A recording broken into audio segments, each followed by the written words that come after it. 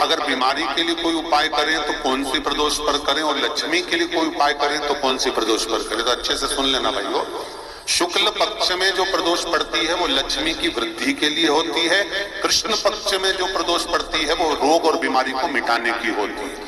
तो जितने उपाय आपको प्रदोष के बताए जाते हैं उस हिसाब से आप करो कि शुक्ल पक्ष की प्रदोष है तो लक्ष्मी का कोई उपाय करना है तो हमें शुक्ल पक्ष की प्रदोष पे करना है। अगर हमें बीमारी से निपटने का कोई इलाज करना है या कोई उपाय करना है तो उसको कृष्ण पक्ष की प्रदोष पर करना है। अब शुक्ल पक्ष की प्रदोष, उसकी प्रदोष का दिन था, बैठा हुआ था।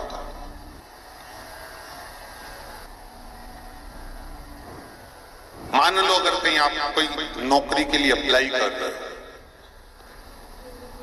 लॉकडाउन में सर्विस छूट गई, कई लोगों की छूट गई, कंपनियां कई बंद भी हो गई, कई कंपनियों से निकाल भी दिया गया, कहीं पत्नी परेशान हो रही है, कहीं पति परेशान हो रहा है, आप कहीं अप्लाई कर रहे हो तो जैसा माता उमा ने प्रदोष काल में, प्रदोष के समय पर, प्रदोष काल के अंतर्गत बेलपत्री का स्मरण किया है, वो बेलपत्र का स्मरण अगर संसार का मनुष्य कर लेता है तो महाराज ब्रह्मवृत्ता पुराण कहती है कि उस जीव का ऐसा कोई कार्य नहीं जो सफल नहीं होगा। महाराज मेरा निवेदन रहेगा, किसी एग्जाम में आप बैठ रहे हो, इंटरव्यू के लिए जा रहे हो, किसी कार्य के लिए जा रहे हो, नौकरी नहीं लग रही, सर्विस नहीं लग रही, तो महाराज तांबे के कलश में 11 बेलपत्र को रखा जाए और तांबे के कलश में 11 बेलपत्र रखकर उसमें 11 सफेद पुष्प को डाला जाए।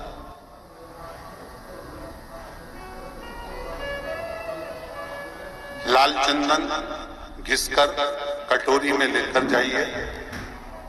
प्रदोष के दिन, शुक्ल पक्ष का जो प्रदोष पड़ जाए उसके दिन शंकर के शिवलिंग पर लाल चंदन लपेटने से पहले शंकर की जो जलाधार,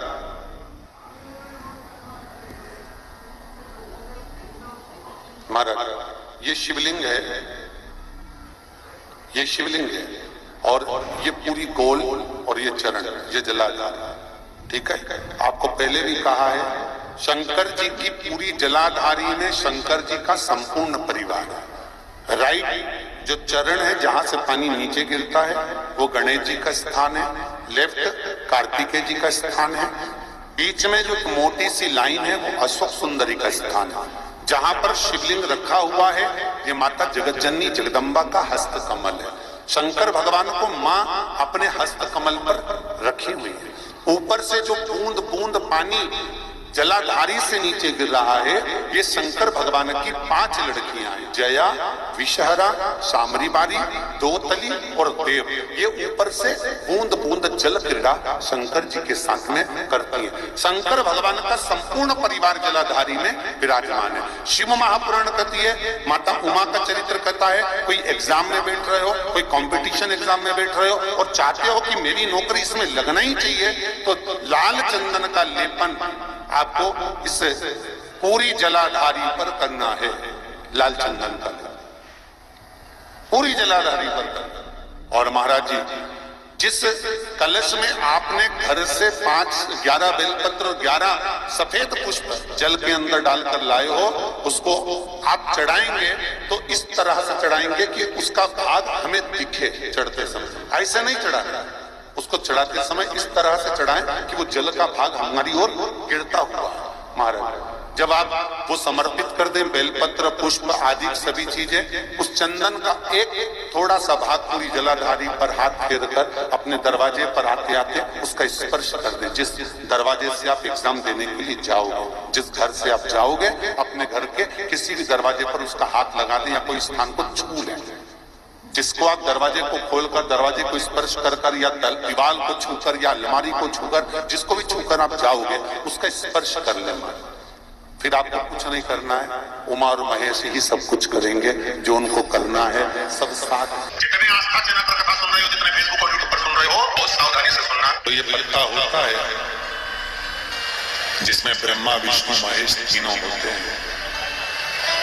64 योगिनियां देवियां भी इसमें विराजमान है और 33 कोटि देवी देवता भी इसमें विराजमान है। एक बेलपत्र कभी मौका लगे आपके जीवन में, अभी जब दुख तकलीफ कष्ट बहुत मात्रा में लगे, तब प्रयास कि एक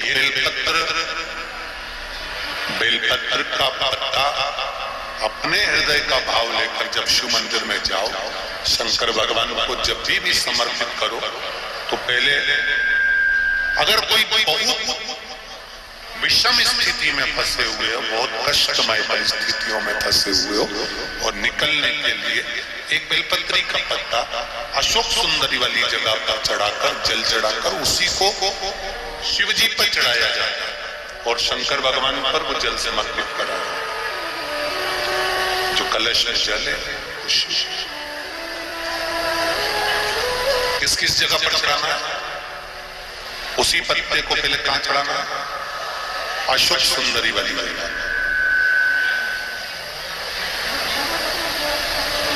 थोड़ा सा जल वहां चढ़ा दिया, पत्ते को उठाया, फिर शिवलिंग पे समर्पित कर दिया।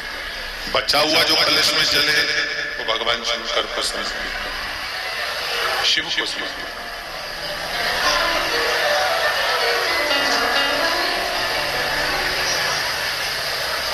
अभी रखो कथा के विराम पर ले लो।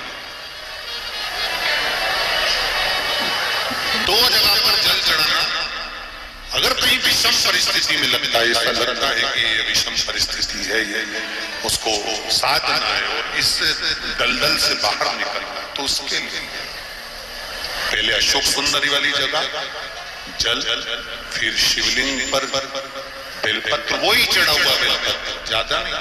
और फिर एक निवेदन करेंगे, अगर आप अलग से कोई बेलपत्र नहीं ले जा सकते हो, आपके पास में बेलपत्र नहीं है, शिवलिंग पे से बेलपत्र उठा लिया करो, उसी को धो के वापिस चढ़ा दिया। श्रीफल, श्रीफल लिखा हुआ नारियल, नारियल में पीछे की ओर जहां से जटा होती है और पकड़ के जहां से फोड़ते नारियल को, उस जटा के पास में 3 छिद्र होते हैं। शंकर भगवान को पूर्णता में देने वाला और शंकर भगवान के द्वारा संकट हरने वाला एक फल, वो कहलाता श्रीफल। उस श्रीफल में, उस फल में, उस नारियल में 3 नेत्र होते हैं। नारियल का जहां जटा होती है, जहां से पकड़कर फोड़ते हैं, उसके ऊपर देखेंगे 3 नेत्र मिलेंगे, 3 छिद्र मिलेंगे और 3 चक्षु हैं। शंकर के 3 नेत्र हैं। और कितना सुंदर लिखा है महाराज, स्कंद पुराण के अंतर्गत वर्णन किया है, भविष्य पुराण के अंतर्गत स्मरण किया है। जितने भाई बहन सुन रहे हैं बड़े ध्यान से सुनना मत। श्रीफल जो नारियल आप कलश पे रखते हो, जो नारियल आप मंदिर में ले जाते हो, पूजन करते हो, तो 3 चक्षु नारियल, 3 नेत्र वाला नारियल, अर्थात नारियल की जटा होती है, उसके 3 नेत्र होते हैं। हमारा शिव पुराण कहती है, स्कंद पुराण कह रही है, तो उसको शुक्रवार पड़े, तो शुक्रवार वाले दिन उस नारियल को एक बेलपत्री के साथ में महाराज अंदर तिजोरी में या अलमारी में, या आपकी जहां बरकत होती है, दुकान का जहां व्यापार व्यवसाय चलता है, अलमारी होती है या गुल्लक होती है या तिजोरी होती है या अलमारी होती है, उसमें उसको रख दिया जाता है। और रखने के बाद में दूसरा दिन और शनिवार के दिन उसको निकाल लो, और निकालने के बाद उसको पूरे घर में घुमाने के बाद में श्री गणेश जी के मंदिर में, जो भी तुम्हारे घर में, तुम्हारे गांव में, तुम्हारे नगर में जो गणेश जी का मंदिर हो, उस मंदिर में ले जाकर उसको रखिए। वहां से मात्र 1 दुर्बा लेकर आइए, गणेश जी महाराज की चढ़ी हुई केवल 1 दुर्बा, और उस दुर्बा को दरवाजे की देहली पर छुलाकर उस दुर्बा को अपनी अलमारी में, अपनी तिजोरी में उसी दिन रख दो जिस दिन लेकर आए महाराज। कभी जिंदगी में लक्ष्मी की कमी नहीं आ सकती। दोस्तों, ये वीडियो अगर आपको पसंद आया हो तो चैनल पर अगर आप नए आए हैं तो चैनल को सब्सक्राइब कीजिए, वीडियो को लाइक कीजिए और कमेंट में श्री शिवाय नमस्तुभ्यम अवश्य लिखिए। धन्यवाद।